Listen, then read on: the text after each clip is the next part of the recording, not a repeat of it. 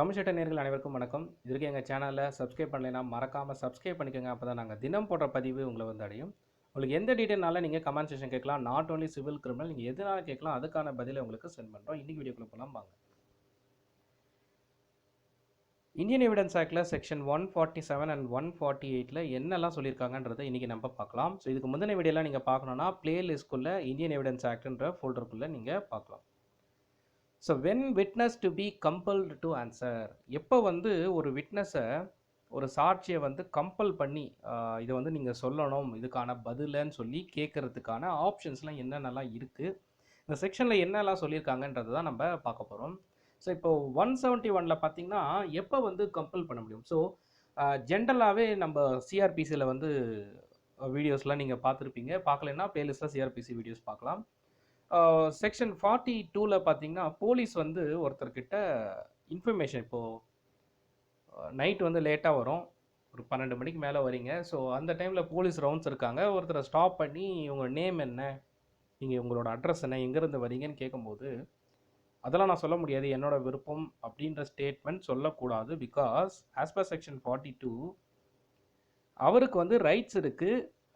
ஒருத்தர் மேலே சந்தேகப்படுறோன்னு சொன்னால் அவர் என்ன நபர், அவர்கிட்ட எங்கேருந்து வராரு, அவர் எந்த மாதிரியான பர்சன் அப்படின்றது தெரிஞ்சுக்கிறதுக்கு அவர் ரைட்ஸ் இருக்குது. அப்படி கொடுக்காத பட்சத்தில் சந்தேக கேஸில் கூட அவரை வந்து அரெஸ்ட் பண்ண முடியும். ஸோ அதே மாதிரி ஒரு விட்னஸை கம்பல் பண்ணுறோம், எப்போ வந்து அந்த கேள்வி கேட்கலான்னு சொன்னால் இன் ஜென்ரலாக ஒரு விட்னஸும் சரி யாராக இருந்தாலும் சரி நீதிமன்றத்தில் they are bound to ask, that is bound to answer அவருடைய பேர் என்ன, அவர் எங்கேருந்து வராரு.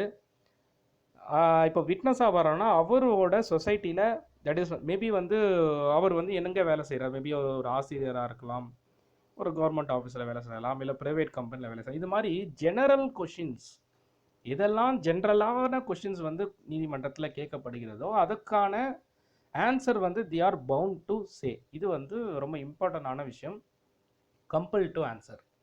இதை தவிர என்னெல்லாம் கம்பல் பண்ணலாம் அப்படின்னு வந்து நிறைய கொஷின்ஸ் இருக்கும். நாட் ஓன்லி இன் 148, நிறைய செக்ஷன்ஸில் இந்த 135லேருந்து 160 வரைக்கும் 166 வரைக்கும் பார்த்தீங்கன்னா இதில் விட்னஸை பற்றி கேட்கக்கூடிய, அதாவது ஒரு டாக்குமெண்ட் இல்லைன்னா டாக்குமெண்ட்டை வந்து அழைப்பானை மூலயமா அந்த டாக்குமெண்ட்டை கொண்டு வர சொல்கிறதுல இருந்து, ப்ராசிக்யூஷன் சைடு விட்னஸாக இருந்தாலும் சரி, டிஃபென்ஸ் சைடு விட்னஸாக இருந்தாலும் சரி, இல்லை அந்த கேஸில் இவருக்கு சம்மந்தப்பட்டு அவர் அதன் மூலயமா அவரை ஜாயிண்டர் ஆக்கினாலும் சரி, இந்த மாதிரி பல்வேறு கோணத்தில் ஒரு சாட்சிகள் கேஸ் நடந்துருக்கும் போதும் புதுசாக வந்து உள்ளே வந்தாலும் சரி, இந்த கட்டாயமான கேள்விகள்ன்றது சில தருணத்தில் அந்த ஒரு கேஸுக்கு சம்மந்தப்பட்ட ஃபேக்டை வந்து அவங்க சொல்லக்கூடிய கடமைப்பட்டவர் ஆனார், அவர் வந்து அவருக்கு வந்து அந்த கடமை இருக்குது, அந்த பர்டிகுலர் ஃபேக்டை வந்து அவரை பார்த்துருக்காரு, அந்த விட்னஸ் வந்து ஐ விட்னஸா இல்லை ஒரு ஸ்டெர்லிங் விட்னஸா, இல்லை அந்த விட்னஸ் வந்து போலீஸ் வந்து கொண்டு வந்த விட்னஸா, இல்லை டிஃபென்ஸ் சைட்லேருந்து கொண்டு வந்த விட்னஸா, அதுக்கு வந்து இஸ் பவுண்ட் டு ஆன்சர் சொன்னால் அந்த பர்டிகுலர் பதிலை வந்து சொல்லணும், அதுக்கு அது கடமைப்பட்டிருக்கிறார். அதே சமயத்தில் இப்போ வந்து ப்ராசிக்யூஷன் சைட்லேருந்து ஒரு விட்னஸை கூப்பிட்டு வந்திருக்காங்க, டிஃபென்ஸ் சைட் விட்னஸ் வந்து வேணும்னே வந்து அவர் வந்து இது வந்து ஒரு குட்ட விட்னஸ்ஸு, இது வந்து சாட்சியை வந்து அவங்க வந்து அவங்கள க்ரியேட் பண்ணியிருக்காங்க, இந்த சாட்சி வந்து இதே மாதிரி நிறைய கேஸில் வந்து இவங்க சொல்லியிருக்காங்க, இல்லைனா பேபி அந்த சொசைட்டியில் இவங்க வந்து ஒரு ஹானஸ்டான பர்சன் இல்லை, அந்த மாதிரி அந்த கேஸுக்கு தேவையில்லாத கொஷினை கேட்டு அந்த சாட்சியை பதில் சொல்ல முடியாத அளவுக்கு அவங்கள பிளாக் பண்ணாங்கன்னா ஸோ நீதிமன்றத்தில் அதை வந்து அக்செப்ட் பண்ணிக்க மாட்டாங்க. பிகாஸ் இந்த கொஷின்ஸ்லாம் வந்து பார்த்தீங்கன்னா என்ன, இப்போ ஆல்ரெடி நம்ம லாஸ்ட் வீடியோ பார்த்துருக்கோம், lawful question during the cross examination. So எதெல்லாம் லாஃபுல் கொஷினோ அதெல்லாம் இதுலேயும் வந்து அடங்கும். பிகாஸ் சாட்சியோட ஆனஸ்டியை செக் பண்ணலாம், பட் அந்த ஆனஸ்டி வந்து மேடோட் ஆவலன்னு சொல்லி அந்த சாட்சியை வந்து இல்லாமல் பண்ணுறதுக்கான ரைட்ஸ் கிடையாது. ஸோ அதுவும் வந்து இதில் ஒன் ஆஃப் த பாயிண்ட்டாக வந்து சொல்லியிருக்காங்க.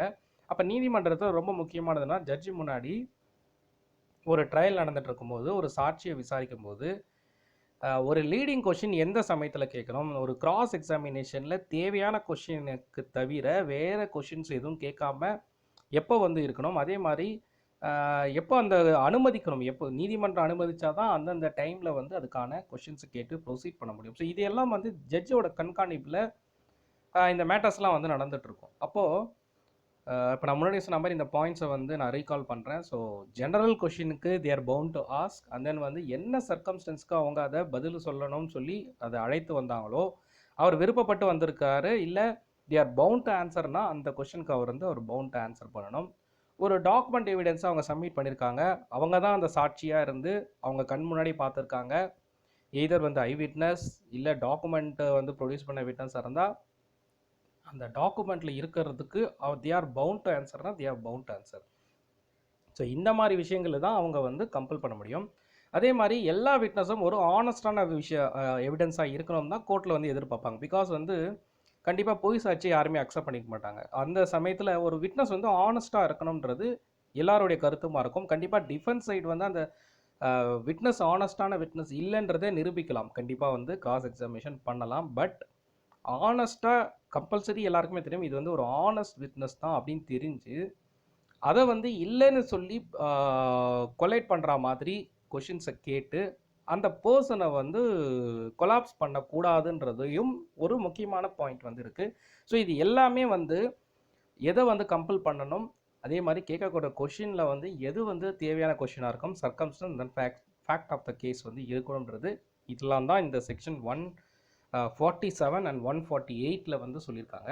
ஸோ இதை பவுண்ட் பண்ணி தான் அந்த செக்ஷன்ஸு தட் இஸ் வந்து இந்த நீதிமன்றத்தில் இந்த விட்னஸோட கம்பல் பண்ணி வாங்குகிற ஆன்சர், அதே மாதிரி there bound to provide answer, and then விட்னஸோட ஆனஸ்டி குலைக்கிற மாதிரி எதையும் கேட்டு ப்ராப்பரான விட்னஸ் தான் அப்படின்னு கன்ஃபார்மாக கோர்ட்டுக்கு தெரிஞ்சதுக்கப்புறம் தேவையில்லாத கேள்விகளை கேட்டு அவங்கள கொலாஸ் பண்ணக்கூடாது. ஸோ இந்த மாதிரி விஷயங்கள் தான் இதில் கவர் பண்ணியிருக்காங்க. ஸோ நான் கொடுத்துருக்க இன்ஃபர்மேஷன் உங்களுக்கு யூஸ்ஃபுல்லாக இருக்குன்னு நினைக்கிறேன். உங்களுக்கு வேறு எந்த தகவல்னாலும் சரி, நாட் ஓன்லி சிவில் கிரிமினல், எதனால நீங்கள் கேட்கலாம், அதுக்கான பதிலை உங்களுக்கு சென்ட் பண்ணுறோம். அடுத்த வீடியோவில் உங்களை சந்திக்கிறேன். நன்றி, வணக்கம்.